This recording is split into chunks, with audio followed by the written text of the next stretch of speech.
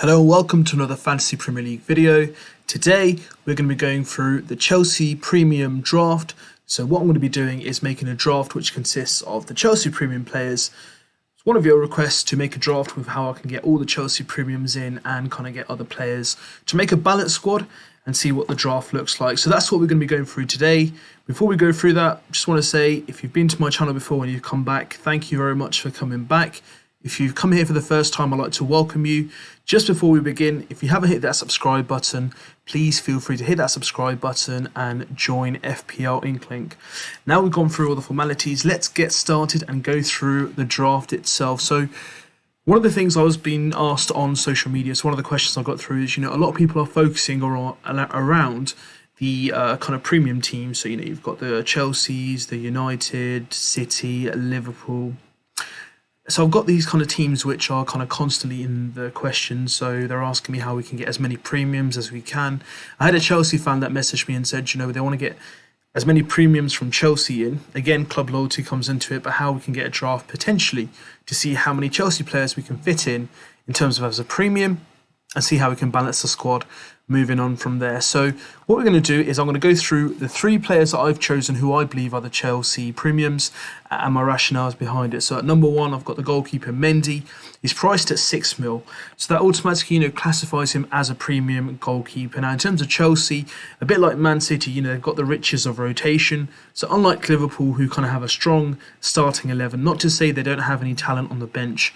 Of course they do. So the talent on the bench is definitely useful in other teams as well. But in terms of teams like Chelsea and Man City, with Tuchel and Pep Guardiola, one of the main things they like to do is kind of keep their talent, obviously happy, because they are all very good players and first-team players within their own right.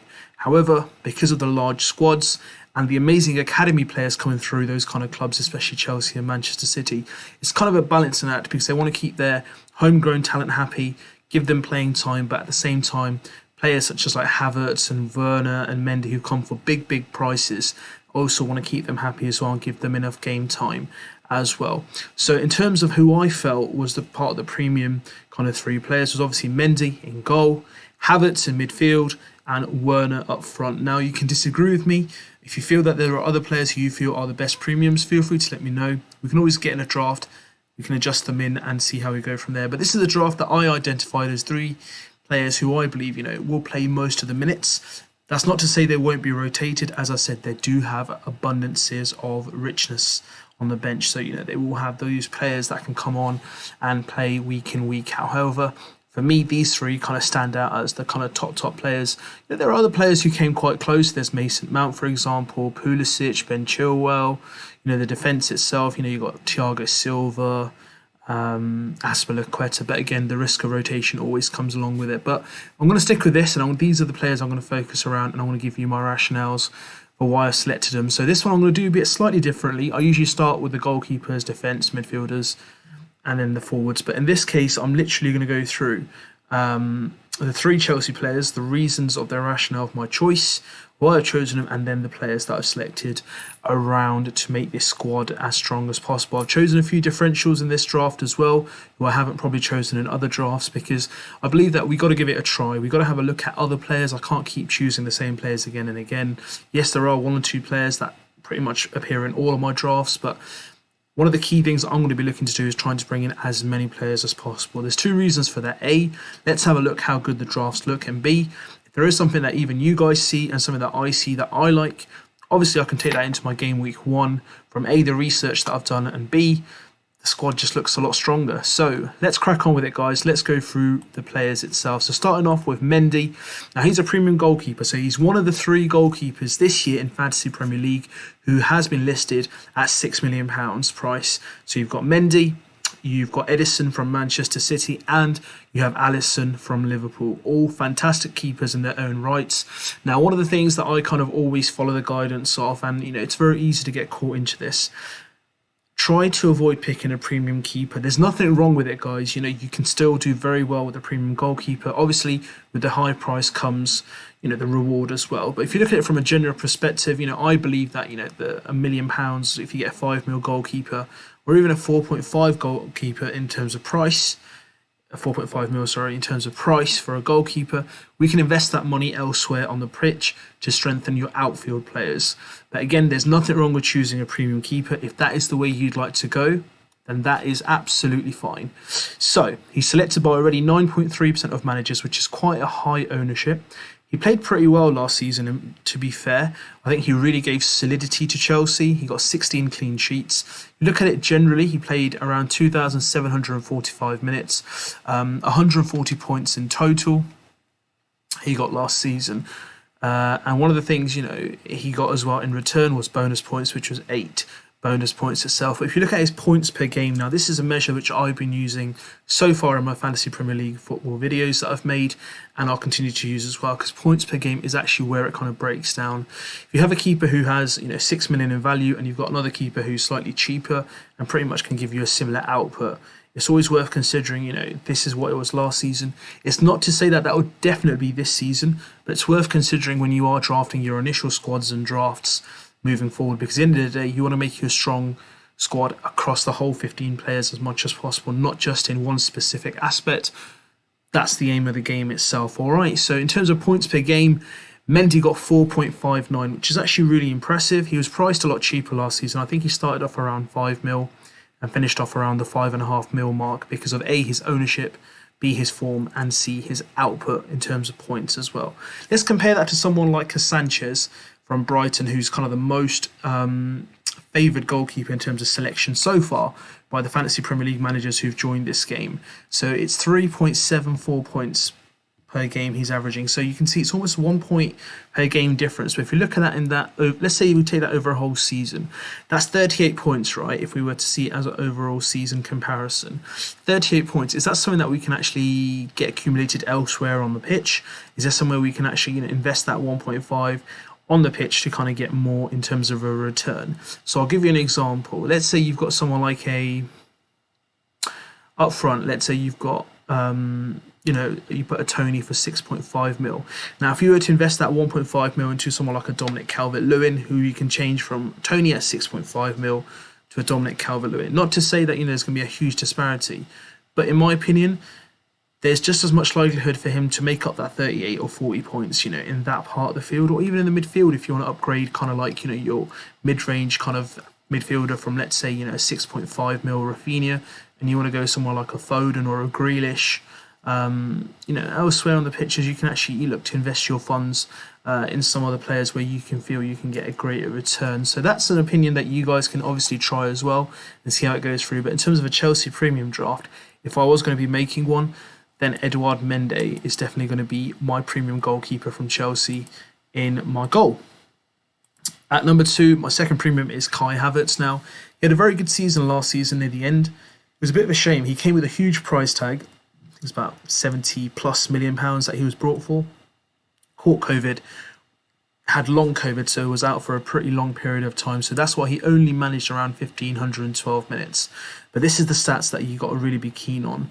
Even though he's worth 8.5 mil, he's selected by 12.5% of managers, which is quite a high ownership thus far, and I think that will continue to increase as more managers join the game. 91 points last season in total, but if you look at his points per game, I actually labelled him as like my star-studded recommendation in my Chelsea players video, so if you haven't seen that yet, guys, feel free to click onto that video on my page and watch that through as well. I've given a whole guidance in terms of how I believe or which of the main players I've identified for Chelsea this season and who I think will give the best output at the end of the season. So he was my star-studded recommendation. His points per game was 5.42 points per game. That's really impressive. For someone who didn't play the whole season and had COVID, I think there's more to come from him this season. He's really good at setting up, 6 assists, and he's got 4 goals to show for it as well. So he's got 10 returns, and he only played a part of the season itself, and he got 3 bonus points, and I think generally we will see a lot more from him this season. He'll kind of gel in a bit more with the league itself, had a good Euros. I think, in my opinion, he was really playing well for a not such good German side, but he's talented, he's really out there, and there's not many players around his price in the game at the moment that have that appeal that he has for me in terms of his price range. I mean, you can look at someone like Mahrez, who's pretty much similar to that, but again, there's that risk of rotation element that comes with him, at least £500,000 more in terms of price as well. So that's why he's coming in as my second premium from Chelsea. The third one is Timo Werner. So now, last season he didn't actually really hit the heights that was expected from him, but you can't really blame him. It's his first season in a new league, a new team he's playing for is kind of looking to settle in as well. So he scored 128 points. I think it was a joint top goal scorer with, I think it was Jorginho, or Jorginho was the highest scorer and he came second eventually. But that's seriously quite impressive in terms of his assists. So he's got 18 returns overall, played around 2,598 minutes, and he got 128 points. So he's selected by almost 7% of managers already. But if we look at their fixtures, guys, this is what I haven't gone through already. They've got some really friendly fixtures. If you look at the first 10 game weeks, 4 of them seem quite difficult in terms of the red, but the rest seem pretty fair and friendly, to be fair. That's not to say against Arsenal away they can't get anything. Yes, they lost last season away on Boxing Day, and that's where Arsenal's season kind of restarted. They got Liverpool away, which is a tough game, followed by their kind of local derby against Spurs and then Man City. But around that, they got Crystal Palace at home, Aston Villa at home, Southampton, Brentford, Norwich, Newcastle, Burnley. So 2 of the promoted sides are playing within the first 10 game weeks. So a lot of people may actually go that first 6 game weeks, they might not even touch any Chelsea players, but then they may kind of have a switch in fortune, save up transfers, and then look to move away from someone like an Everton, for example, who have a good start to the season in terms of fixtures, move towards Chelsea players themselves. But in terms of his output and points per game, guys, he got 4.44 last season, which again, it isn't what they expected from him. But I think, this season, it's a new season. They might add some more additions. Chelsea are always really good at getting good buys in there. And they've got some really good players as well. They've sent Gilmore out, Billy Gilmore to Norwich as well. And they've got some players like Loftus-Cheek, Mason Mount, Pulisic, Tammy Abraham, you name it. They've got some really, really good players. And, Werner can really gel in and kind of solidify his position in the top 3, and the front 3, I would say, on the wing, or, either side of the wing, or even up front himself. It'll be a really good chance to see him shine this season. So these are the 3 players that I've chosen, guys, from Chelsea in my draft, in this premium draft. Let's have a look elsewhere of the pitch as well. So I've brought in Cresswell as well. He's been in my other drafts as well. As I mentioned previously, he's owned by 20% of managers for a very good reason. Highest point scoring defender outside Trent and Robertson last season, with 153 points respectively, 11 assists, and he's pretty much got a decent start off with, barring the Leicester and Manchester United game, some friendly fixtures. Now, the only concern people had around him was, he is a left wing player, kind of like a left back player, but he was kind of playing the left side of a centre back, and Kofau took over that position at the end of the last season. So it'll be worthwhile seeing where he kind of fits in, and will he have the same output in terms of assists, but he's still on corners, still on free kicks as well. So he does have the tendency to get some assists as well. I've brought John Stones in this draft, so rather than Digne, 5.5 mil, same price. 11% of managers already own him, 128 points last season. He was a revelation for me last season under Guardiola. Is he going to get more minutes this season?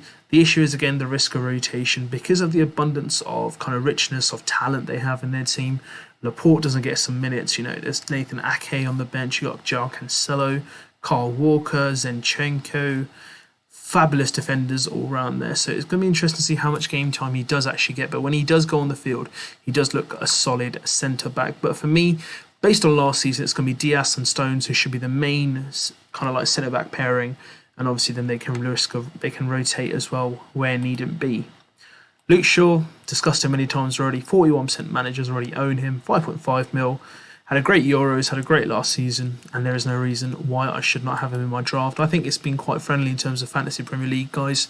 They should have probably priced him around 6 mil this season. Mo Salah, captain in this draft, almost 50% ownership as well. Third highest point scorer last season, 12.5 mil in price. The highest, well, actually the most expensive player in terms of price-wise this season. But look at his first 8 to 10 game weeks itself. Yes, a few reds there.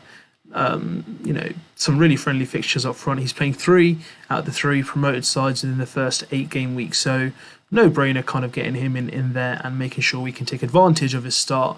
And if he goes big, we can take advantage. And, he's going to be a popular captaincy choice. So you don't really want to get left behind in terms of not having him in your squad and kind of having wishing that other players that you do choose get the kind of similar output that he does indeed. In this one, I've brought in Buendia. I think that's how you pronounce it. Signed for Aston Villa this season. He's kind of going to go for Arsenal, I think. You know, he's got really good skills, really good player. I haven't seen much of him myself, but I've heard highly of him. Usually I'm looking at someone like a Rafinha, but in this draft I thought bring him in. I've had a few people who've messaged me and said, you know, why I haven't considered him in any of my drafts. So here he is, guys. Buendia is in my draft. 6.5 mil, playing for Aston Villa. He's going to have Grealish, Watkins, El Ghazi, Traore all around him. So, you know, if Ross Barkley goes back for a loan, we never know. So he's got a real good bunch of talent around him. Let's just see if he can help them build on the success they had last season. And he could actually be, you know, one of those gems or hidden finds that you can have for this season. In this draft, I've brought in Son. So in terms of another premium player that I've brought in is Son. So none of my drafts have had Son in. Kind of overlooked him, and it could come back to bite me. You know, I've always relied on him and Son and Kane having the kind of a partnership they had last season. But, you know, you can't ignore him. Look at his stats. 17 goals, 11 assists last season. 11 goals, 13 assists the seasons before. So he does get goals, guys. He does play the minutes. Hardly ever gets injured. And he's a player to consider. 10 mil in price. He's actually a differential at the moment. So, yes, so that's something worth considering in terms of Son himself. You know, will he have the same impact if Kane goes? But they've got the new manager to look forward to as well this season in terms of Nuno. How will he fare under him? Yet to be seen. So that's why I've got Son in this one. Let's see what the balance comes off in terms of the team itself. So Ivan Toney, last season, highest championship goal scorer with 30-odd goals. High ownership this season already. He's on penalties as well. And Brentford as well in terms of fixtures. Looking okay. They've got Arsenal at home first game of the season. It's at home, so maybe the adrenaline and stuff might go well. But from game week 6 onwards, wow, that is some solid fixtures there. And then if we move along to 13 and 14, again, some solid fixtures. But that's not to say he can't score. Let's see what kind of an impact he has. And that's why I've got him in this draft. And another player that I've brought in, rather than Ollie Watkins and Antonio, and, you know, the players that I've been looking at in terms of 7.5 mil as attackers, you know, I've looked at Callum Wilson in this one. So Callum Wilson comes in. He's injury prone. That's the only thing that, you know, concerns me about him. But otherwise, when he's fit, the guy's a real handful as a striker. He gets some good returns. 134 points last season, 12 goals and 6 assists for Newcastle. He's kind of like the main source of goals for them when he's fit. Along with St. Maximin, you know, he can actually go big. Owned by only 5% of managers nearly, and it could be a key differential. And in terms of fixtures, guys, he's got some really good fixtures to start off with. West Ham, Villa, Southampton. He's got United, Leeds, then Watford, Wolves and Tottenham. It's not a bad start, so potentially some good returns there. That's why I brought him into the squad. And my bench pretty much is pretty similar for other drafts as well. Foster, Lamptey, Manculia and Bissouma. So if anyone doesn't play, then I've got at least 2 out of the 4 players who are ready and fit to come in to play. So that is my draft, guys, for the Chelsea and Premium Players draft. Let me know what your thoughts are. Do you agree with the players I've selected? Do you like the balance of this squad? What are your thoughts on this draft itself? Let me know. Drop me some comments on the video. Hit the like button if you've liked this video. Subscribe to my channel and hit that subscribe button and join the FPL Inklink family. If you want to get the latest on my notifications of the content I am creating, then all you need to do is hit that lovely bell icon you see and you'll be notified as soon as I release my content. If you haven't joined the league already, the code's on the bottom left, guys. Join the FPL Inklink League. Let's have a fabulous season this season itself. And in last but not least, but if you have any questions, all you got to do is just contact me on my social media, which is written below. It's been an absolute pleasure, guys. Best of luck making your drafts, and I will see you guys soon with some more Fantasy Premier League content for the 2021-2022 season. Have a good evening.